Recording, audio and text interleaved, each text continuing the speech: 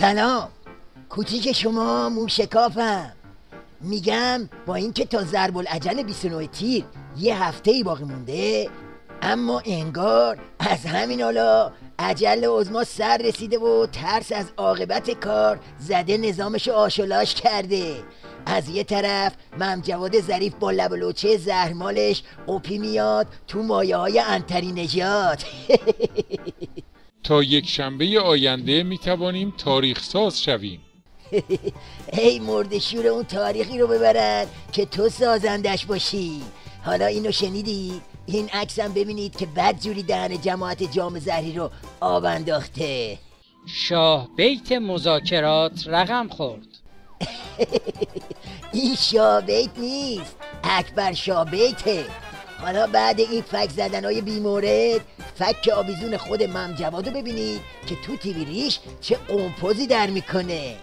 در همه این ملاقات ها ما تلاش کردیم که با استفاده از فرصت حضور وزرا در وین تلاش بکنیم که روش‌های قابل توجه و روش‌های نوگرایانه‌ای رو برای حل معضلاتی که باقی مونده و برای رفع موانع پیدا بکنیم، چون هدفی که ما تعیین کردیم در برنامه مشترک اقدام ژنو کاملا مشخصه. هدف این است که برنامه هسته‌ای ایران ادامه پیدا بکنه و نگرانی‌ها در مورد هر گونه احتمال سوء استفاده از این برنامه رفع بشه که هدف ما همین هست.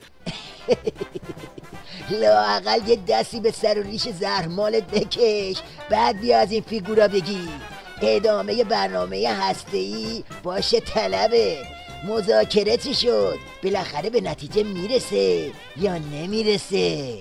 یک هفته کار بسیار سنگین در مقابل روی ما هست و من اعتقاد دارم که اگر همه با تمام توانشون به جای تعیین در واقع خطوط قرمز تلاش بکنن، با هم فکر بکنن، به نتیجه میرسن. منظورت از اونایی که خط قرمز میکشن کیه؟ نکنه داری به علی گدا تیکه میندازی؟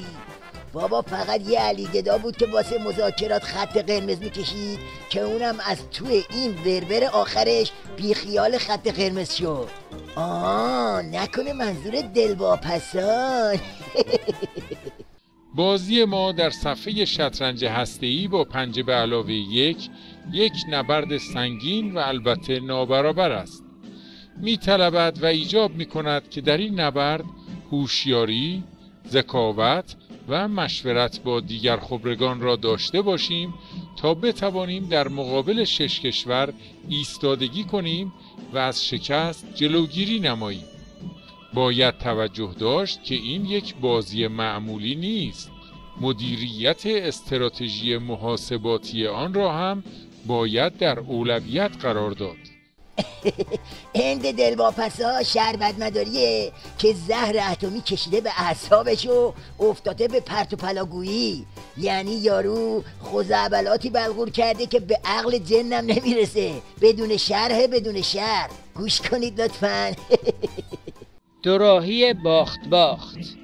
اکنون آمریکا و متحدانش بر سر یک دوراهی یا به تعبیر گویاتر در مقابل یک بنبست قرار گرفتند. حریف باید از میان دوراهی که پیش روی دارد یکی را برگزیند، یا به خواسته اعلام شده از سوی حضرت آقا تن بدهد و یا اینکه با ادامه اصرار بر باشخواهی و زیاده طلبی های غیرقانونی خود آرزوی دستیابی به یک توافق با مختصات مورد نظر خیش را فراموش کند.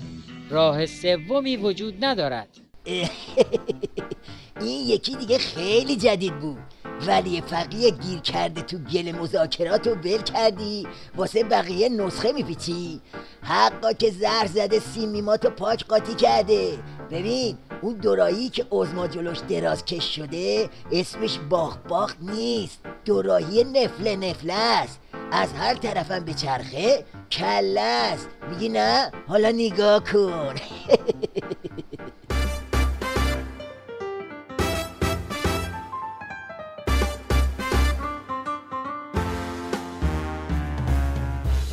سایه